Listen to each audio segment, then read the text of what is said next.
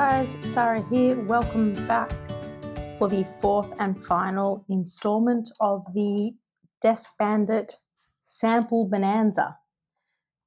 This one is a collection of everything that didn't fit into my first three. For a refresh, we had the Ishimaru Bankoru inks, which are all that the brand is new to me.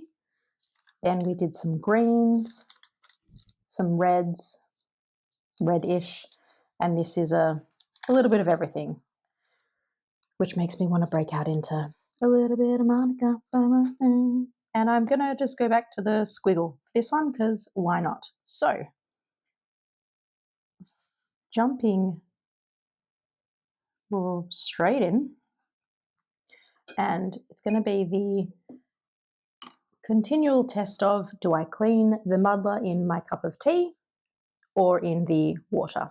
Hopefully in the cup of tea.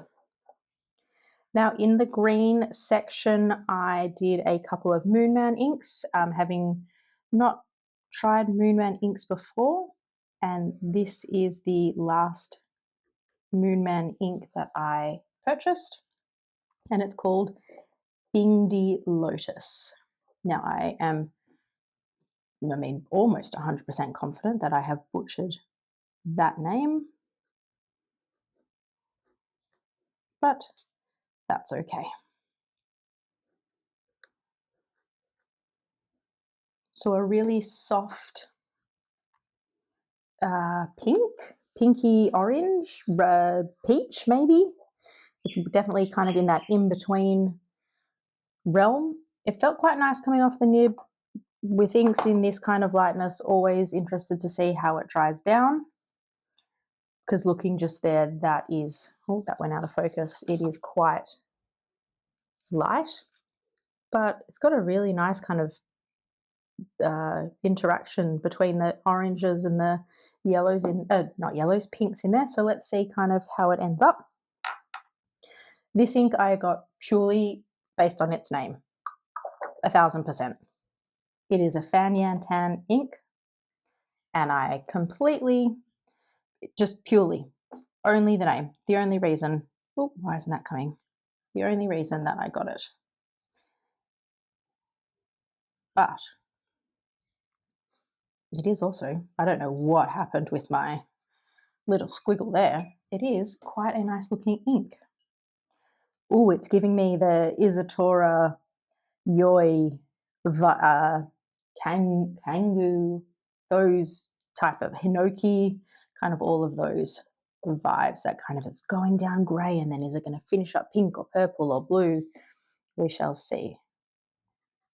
So as I said, it is a Fanyan Tan ink, and it is called Yearning for Immortality.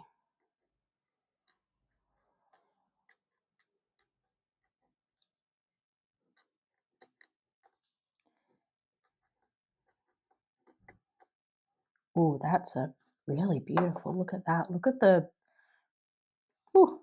towel. Now, with that level of chroma shading, pen choice is going to have to be a little bit more considered if it's going to be super dry, but it felt really nice on that dip nib, and I think that is it almost looks like a science experiment, that swatch. Nothing super funky happened in the water when I was cleaning it off, but that is a really beautiful ink. I wonder if it's going to dry super purple. Like looking at that writing sample, I'm not seeing much of the blue come through, but definitely seeing some purple. That's exciting. Next up, probably the only true blue I purchased, and that is a Robert Oster ink, which is, I don't know what is happening with my squiggles, Grey Seas. I'm not actually entirely sure why I chose this one. Maybe because I wanted to do something different. I'm not sure. It's not really a color that I go for too much. I did ink up a pen for May with this.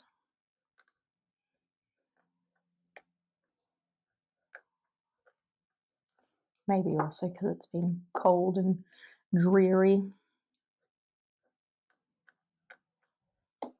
The Maria in me wants to say, well, if it's got grey in the title, I'd want it to be like a darker, moodier, you know, like when you look in those, like when it's far, far out in the ocean and it looks like it could just consume you, like that, the blackness of the depth.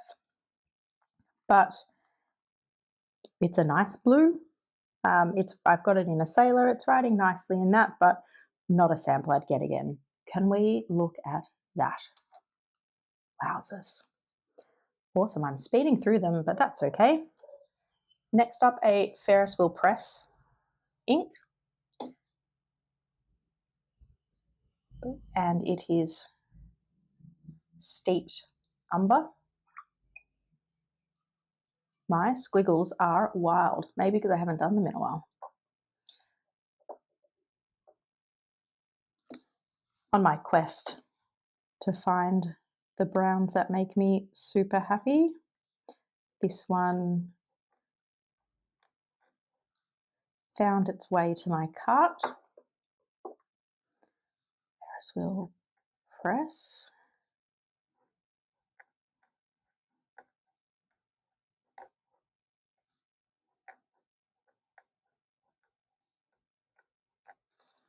I don't feel like I have too much to say about that. It's probably not my favorite. I think the brown I've loved the most that I've ever used was probably the Kitsune Biori, which is lighter and not as saturated as this one. When it dries, if it ends up pulling out some of the warmth, I'd probably like it more. But even Ferris wheel press Beaver Dam Brown, that has more of a purple in it, I'd probably prefer to this one here. But if you like that kind of wood feeling, this might be an ink for you. Look how crazy my little squiggles are. I'm back. I knew that I had two Aurora inks, and I hadn't pulled one of them out, but now I have them. So the first one we'll do, they're both from the 100th anniversary. The first one is the Aurora Grey, and then we'll do Sepia. And I actually have never tried Aurora inks either. I'm just going all out on these squiggles now because I have lost apparently the ability to squig.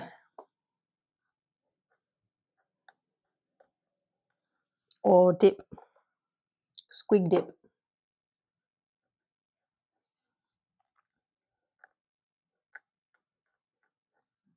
I'll just put in there, it's the 100th anniversary.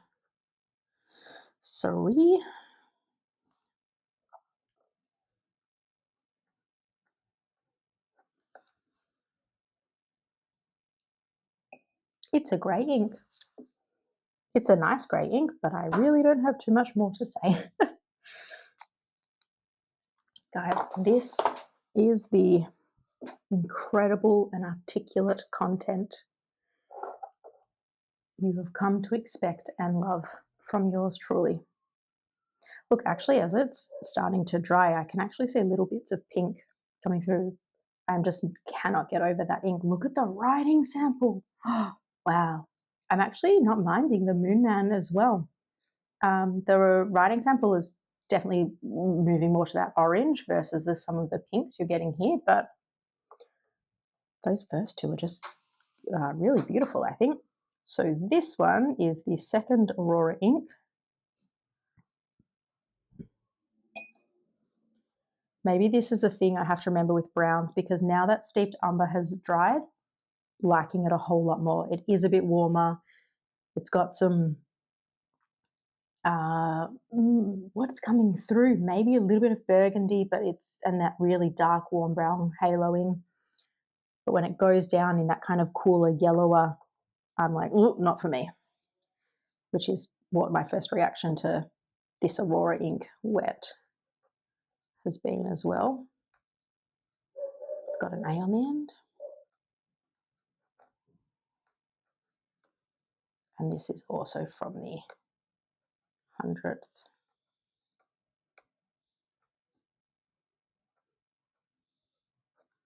anniversary. As I'm seeing little bits of the sepia dry, it feels like it's looking a bit cooler. I'm going to take back my comments on the steeped umber saying that it wasn't for me, because as it's dried, it's actually got a really nice warmth to it. It's quite nice. It is quite nice, actually. There's some interesting dappley stuff happening with this grey over here too. Cool. So the last one involves a bit of a shake, and it is Pannonia Strigoi, which is the limited edition. There's the Draculae or Dracula as well. So this one is the black with the red particles. The other one's the red with the black particles. And it just kind of looks super funky, and it makes it's lots of bubbling going away in that vial there. Okay, so as it's gone down, not seeing any of the red, but I'm guessing because the ink is so dark, I'm going to have to wait for it to dry for that to come through. Just going to give it another shake. That Aurora Grey is doing some really interesting things as it dries. There's like pockets of yellow coming through there, and then like a really subtle hint of blue as a dog goes absolutely bonkers in the background.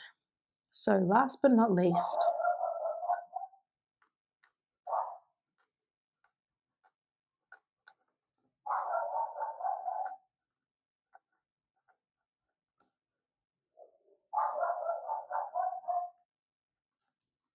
is Strigoi from Pannonia.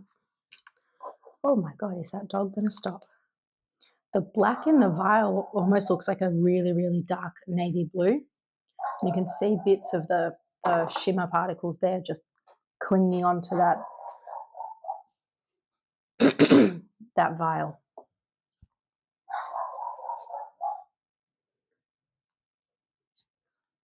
So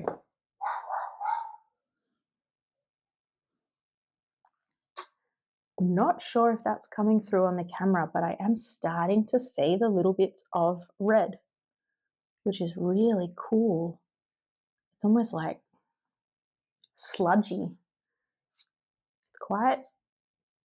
It's really interesting, because when I think of particles, I think of the shimmer and the sparkle and the glitter. If this is matte and it's bleeding in and out of the ink, which is really interesting. Just looking at it through the phone, it doesn't really look like it's coming up, but I'll come back when it's dry, especially to look at that one. There we have them in stages of drying. I think for this one, I definitely will come back when that's dry, and the sepia as well, to have a look. So give me a couple of minutes and I'll be back. All right, we are back with some dried ink samples, and I want to start with the Strigoi down there because that is so funky. So the red particles have just kind of bled and merged in with the ink. It doesn't have that glitter, like shimmer. It's not that. It's so distinctly different, and I think that is really beautiful, and I'm getting little bits of it in the writing sample as well. And then the Aurora Grey, I was quite harsh on. I was like, it's a grey, but it's got a really interesting kind of dappley thing going on. Really liking this now that it's dry. Definitely more than the sepia. It's got almost like a grey undertone to it. And then these ones up here, I think that is quite legible. I have to think about the right pen to put it in. I'm going to want something that flows, but I really don't think that's going to be too light. And then the Fanyant Yearning for Immortality, definitely similar to a couple of Sailor inks. I think Hinoki is the one I'm thinking of the most, but a really nice option there. That brings me to the end of my Desk Bandit haul. It has been super fun to swatch and look at and learn about a whole bunch of inks which are totally new to me. If you've had a favorite from any of like this video or the previous 3, please let me know. I'd love to hear your thoughts. And yeah, well, that's a weird ending, isn't it? I hate ending these videos. It sucks. So let's just go with seen, love swatching, sometimes struggle to put words together, and I will chat to you guys soon. Bye.